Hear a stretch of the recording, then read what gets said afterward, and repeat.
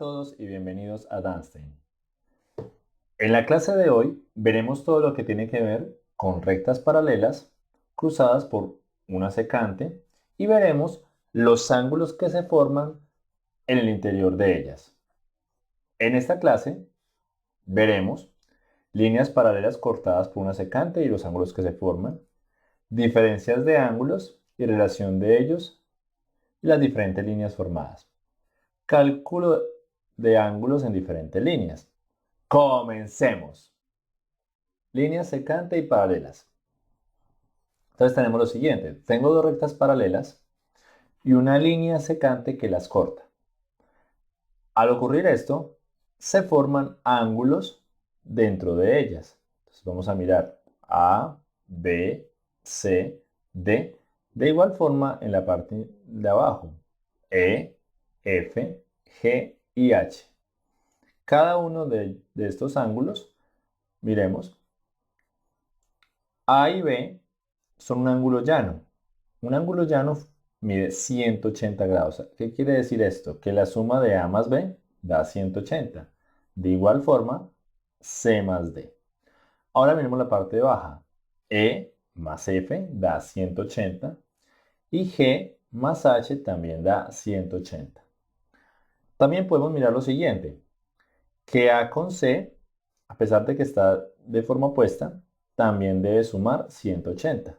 De igual manera, B con D, y así igual E con G y F con H. Todos estos ángulos me permiten mirar el comportamiento de estas rectas. Vamos a mirar. Ángulos alternos internos. Volvemos otra vez, miremos las rectas. Todo lo que tenga que ver con ángulos alternos internos son los ángulos que se encuentran en la parte interna de las dos rectas paralelas. Es decir, C, D, E y F están en la parte interna. Y se llama alternos porque se encuentran de forma diagonal. Entonces, es decir, C con F son alternos internos. De esta misma manera lo son D y E. Son ángulos alternos internos. Vamos a mirar ahora ángulos alternos externos.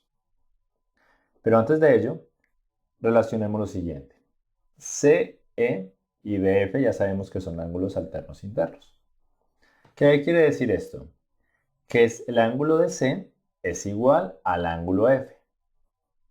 De igual manera, el ángulo D es igual al ángulo E. Su medida debe ser la misma. Ahora sí, ángulos alternos externos.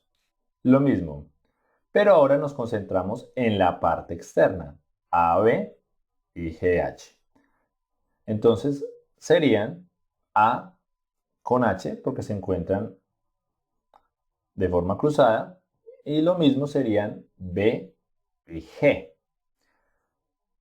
O sea que A y H y BG son ángulos alternos externos. ¿Qué quiere decir? Que A, el ángulo A, es igual al ángulo H. También el ángulo B es igual al ángulo G. Esos serían los ángulos alternos externos. Vamos a mirar el siguiente tipo de ángulos. Alternos internos y externos. Vamos a mirarlos todos completos. Entonces, alternos internos ya sabemos que serían C y F, D y E. Y alternos externos serían A con H y B con G. Ahora miraremos los ángulos conjugados. Hay ángulos conjugados internos y ángulos conjugados externos. Volvemos otra vez a nuestras rectas.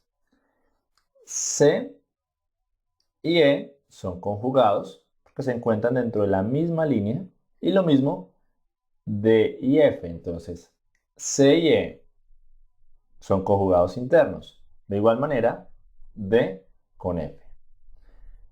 O sea que el ángulo C y el ángulo E son conjugados internos. No son iguales, pero se consideran conjugados internos. De igual manera, D y el ángulo F. Ahora miremos ángulos conjugados externos. Tengo otra vez las dos rectas paralelas cruzadas por la secante. Ahora, los externos serían A y G. Miren que se encuentran dentro de la misma línea.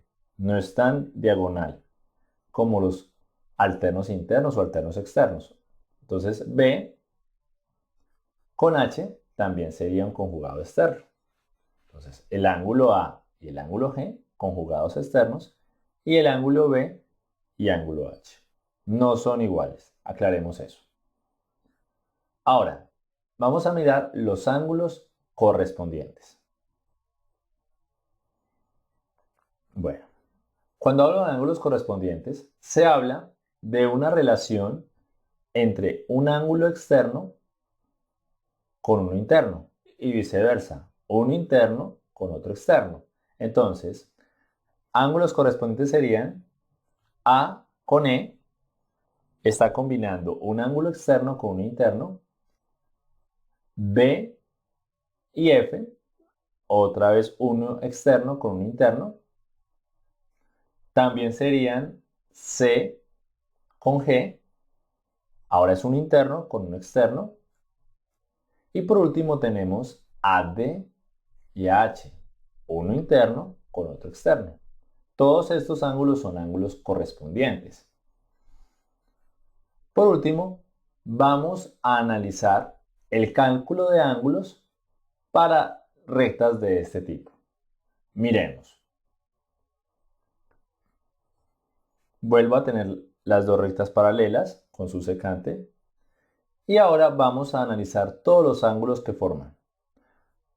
El ejemplo me da este ángulo, 110 grados. Entonces miremos. Para completar 110, no olvidemos que esto es un ángulo llano, o sea que esto debe sumar 180. A 110 le falta 70 grados, o sea que el lado de acá debe medir 70. Ahora miremos. Este ángulo con 70 también es un ángulo llano.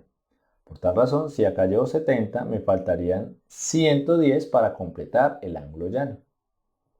Vuelvo a lo mismo, 110 y ese también es un ángulo llano, o sea que este debe medir 70 grados.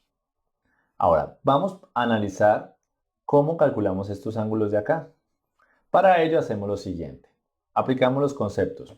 Vamos a aplicar ambos conceptos. Ángulo alterno interno. Entonces miremos. Este mide 110 grados y es alterno interno con este, o sea que este ángulo debe ser el mismo que el que se encuentra acá. Por tal razón, si este mide 70, este también debe medir 70 por ángulo alterno interno.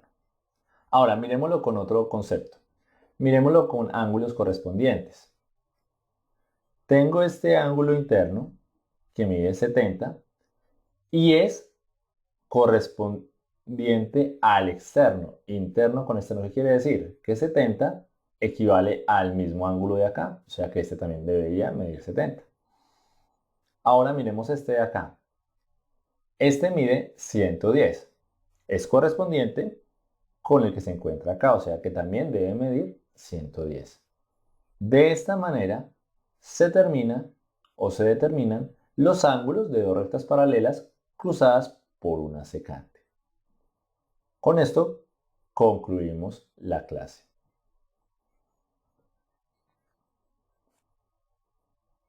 Te pido que si te gustó mi video, me apoyes con un me gusta y si es la primera vez que ves uno de mis videos, te invito a que te suscribas a mi canal,